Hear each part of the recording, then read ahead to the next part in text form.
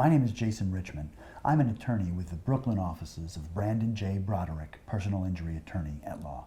In construction work, there are a number of approaches to joining objects, to making them fast, to securing them. Sometimes we use hammers and nails, sometimes we use pins and pegs, sometimes we use rivets, and sometimes construction sites require welding.